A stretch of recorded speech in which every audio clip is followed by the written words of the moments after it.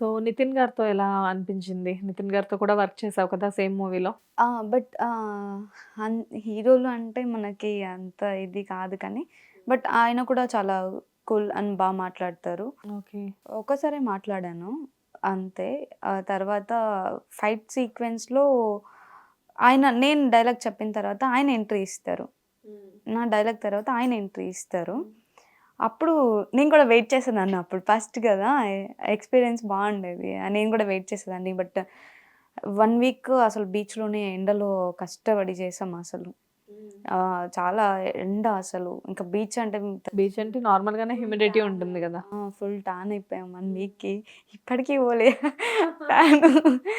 తలుచుకుంటే అసలు అలా అయిపోయింది. కానీ మంచి ఎక్స్‌పీరియన్స్ అని చెప్పొచ్చు. సో, మాచర్ల నియోజకవర్గం అలా ఎండ్ చేసావు ఫైనల్లీ. అవును. నెక్స్ట్ వెంటనే 'సార్‌లో' వెంటనే ఆఫరొచ్చిందా? దాని తర్వాత వచ్చాయి కొన్ని. బట్ కొన్ని కొన్ని మనకు సెట్ అవుతాయా లేదా? కొన్ని ఆఫర్స్ వస్తాయి గానీ, మనం ఆ క్యారెక్టర్‌కి ఎంత చేయగలము? ఎంత ఇవ్వగలం? అనేది అదొకటి నేర్చుకున్నా నేను.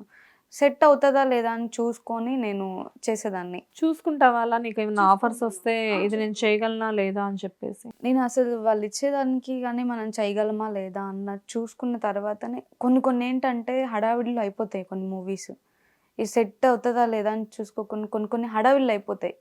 అంటే వాళ్ళకి అప్పుడు ఆ సిట్యుయేషన్ తర్వాత అర్థమవుతది మూవీ రిలీజ్ అయిన తర్వాత. హ్మ్.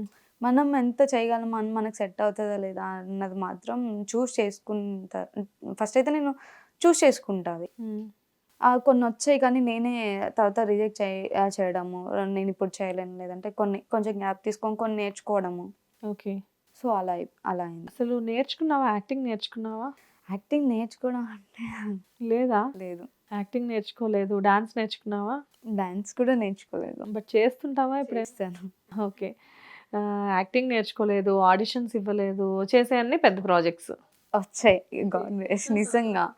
Okay. Even 'sir' movie experience కూడా చాలా బావుంది. ఎలా ఉండేది? ధనుష్ గారు ఎలా ఉండేవారు? ఆయన కూడా చాలా మాట్లాడేవాళ్ళు. అంటే పెద్ద స్టార్ కదా! సూపర్ స్టార్ కదా! ఆ ప్రౌడ్‌నెస్ ఏమైనా కనబడేదా ఆయనలో? అలా ఏముండదు. బట్ ఆయన రియల్ లైఫ్‌లో గాని, లేకపోతే తర్వాత ఎలా ఉంటారో మాకు తెలీదు కానీ, మనం ఏది చెప్పలేము. ఎవరు ఎలా ఉంటారో అనేసి డిపెండ్స్ ఆన్ సిట్యుయేషన్.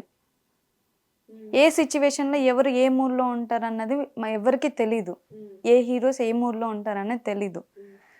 అందరూ చూసి హాయ్ చెప్తారు. మంచిగా మాట్లాడతారు. మార్నింగ్ అందరూ ఫ్రెష్‌గా ఉంటారు ఎప్పుడైనా.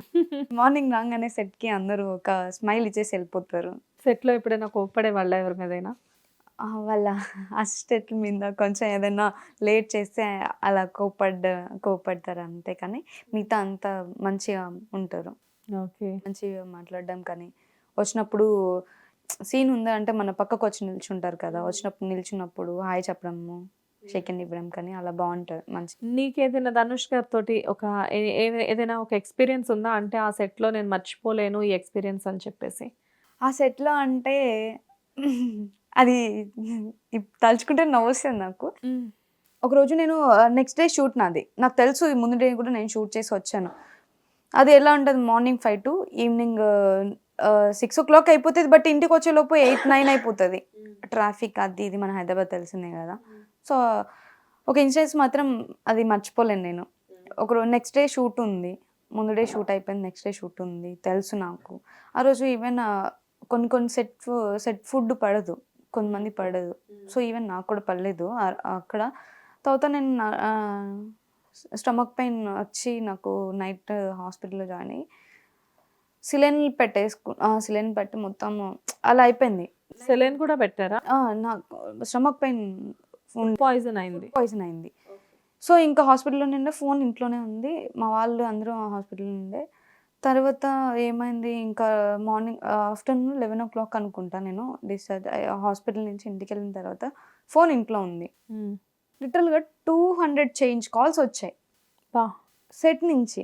200 200 చేంజ్. 200 చేంజ్.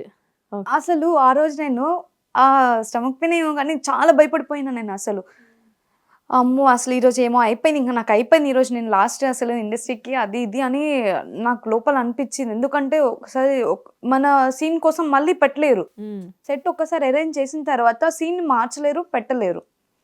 సో, అదొక తర్వాత నాకు భయమేసిన తర్వాత నేను తిరిగి నిదానంగా కాల్ చేసి హలో అంటే, అప్పుడు డైరెక్షన్ డిపార్ట్మెంట్ నుంచి అన్ని డిపార్ట్మెంట్స్ కాల్స్ వచ్చినాయి.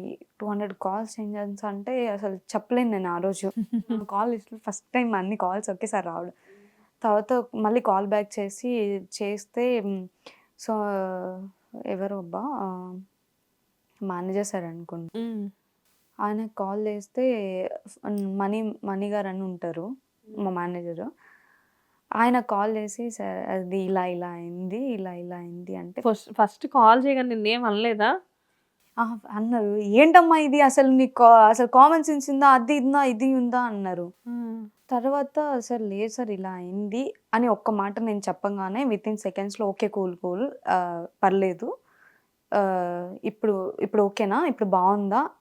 రిసీవ్ చేసుకోవడం గూడా. ఎందుకంటే ముందు ఏమైందో తెలీదు. వాళ్ళు హడావిడిలో అంత పెద్ద సెట్ ఏసారు. మళ్ళీ రాకపోతే మనకి ఏదోలా ఉంటది.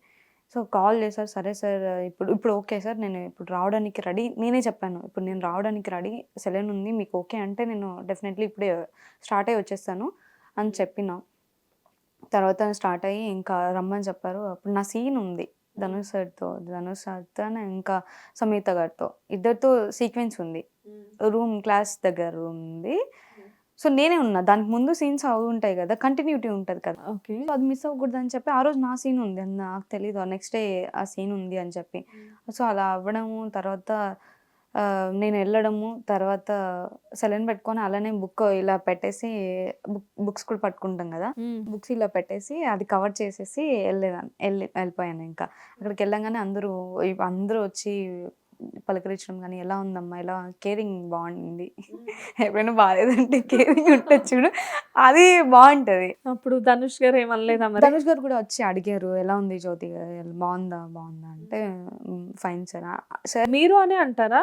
మీరు అని అందరిని అలానే పిలుస్తారు. ఓకే. నువ్వు అని అసలు ఎవ్వరిని అనరు. అన్నారు. ఓకే. అంత పెద్ద పొజిషన్‌లో ఉండి ఆయనతో కంపేర్ చేస్తే నువ్వు చిన్న పిల్లవి. చిన్న పిల్లని. అయినా కానీ మీరు అనే ఎలా పిలిచారు. ఉన్నారు?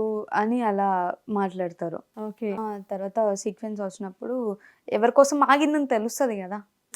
సో, అప్పుడు తెలిసినప్పుడు మనకు అర్థమైతది. ఓకే. వీళ్ళ కోసం ఆగినా అని తెలుస్తది గదా! సీన్.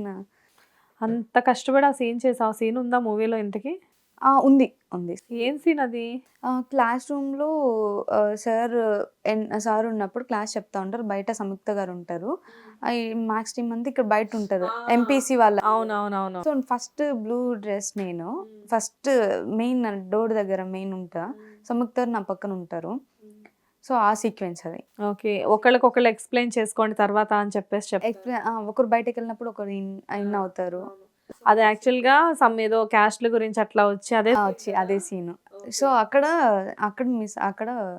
ఎందుకంటే సంయుక్త గారితో కూడా నాకు సీన్స్ ఉన్నాయి అక్కడ. ఎక్కువ ఇప్పుడు ఒకటి ఏంటంటే మనము ఒక మూవీలోకి ఎంట్రీ ఇచ్చామంటే తర్వాత అది చాలా చేస్తాం. సీన్స్ ఉంటాయి. పెడతారు.